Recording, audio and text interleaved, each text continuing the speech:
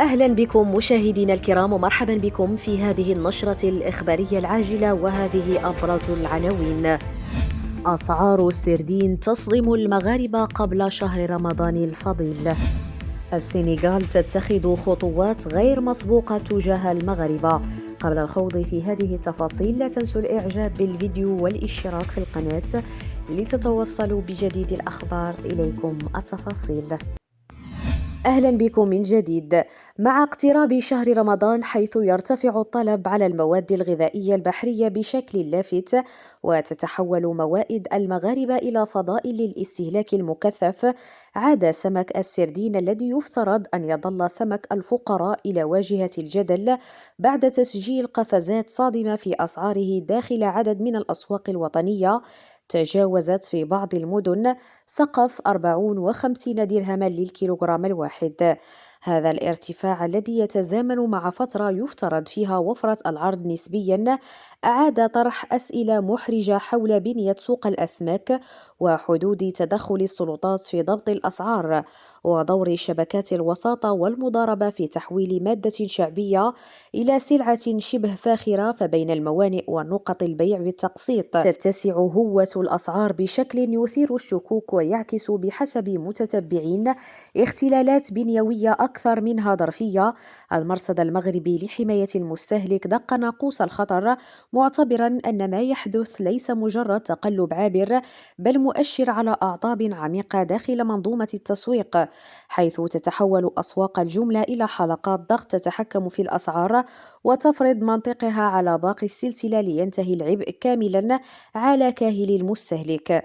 وحذر المرصد في بيان من أن ترويج خطاب قلة العرض لا يستند إلى معطيات دقيقة في ظل غياب أرقام رسمية محينة حول حجم المصطادات والمخزون الموجه للسوق الداخلية.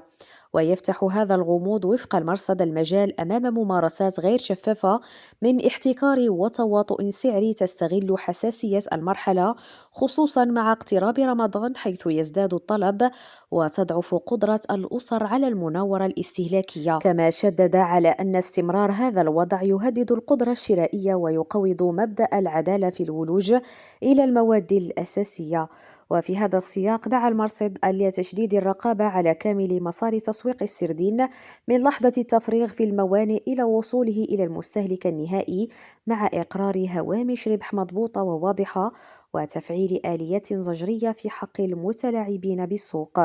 كما حمل الجهات الوصية مسؤولية استباق انفلات الأسعار، خاصة في مرحلة دقيقة يختلط فيها البعد الاقتصادي بالبعد الاجتماعي، وتصبح كلفة الغلاء مضاعفة على الأسر مع حلول الشهر الفضيل. وإلى خبر آخر، عرفت المملكة المغربية في الساعات الماضية تساقطات مطرية همت عددا من مناطق، وفيما يلي مقاييس التساقطات المطرية المسجلة بالمملكة خلال 24 ساعة الماضية حسب المديرية العامة للأرصاد الجوية: طنجة الميناء 37 ملم، طنجة 30 ملم، شفشاون 8 ملم، إفران 6 ملم، رودانت وآسفي والعرائش وتطوان 3 ملم، إنزكان وبني ملال والجديدة ووجدة وتكركوست وسيدي إفني 2 ملم، الصويرة الميناء وفاس والقنيطرة 1 ملم. وإلى آخر الأخبار، أصدرت السلطات السنغالية تعليمات مشددة لجميع المسؤولين المحليين لضمان سلامة الجالية المغربية بعد الأحداث المؤسفة التي رافقت نهائي كأس الأمم الإفريقية، والتي أثرت على عدد من المغاربة المقيمين في البلاد. وفي هذا السياق من المنتظر أن يستأنف الطلبة المغاربة الدراسة في الجامعات السنغالية بداية الأسبوع المقبل بعد توقف مؤقت استمر طوال الأسبوع الحالي بالتنسيق مع إدارات المؤسسات الأكاديمية. كما قام جيم عثمان درامي مستشار الرئيس السنغالي للشؤون الدينية بالتواصل مع قيادات الجالية المغربية، بينهم رؤساء جمعيات الطلبة والأطباء، لطمأنتهم حول وضعهم وضمان عدم تكرار أي تجاوزات. وتعكس هذه الإجراءات حرص الحكومة السنغالية على حماية المغاربة وتفادي أي تأثيرات سلبية على العلاقات الثنائية، مع تعزيز شعور الأمن والاستقرار لدى المقيمين والطلبة المغاربة في البلاد. نهاية النشرة. شكرا لكم على حسن المتابعة. دمتم في أمان الله.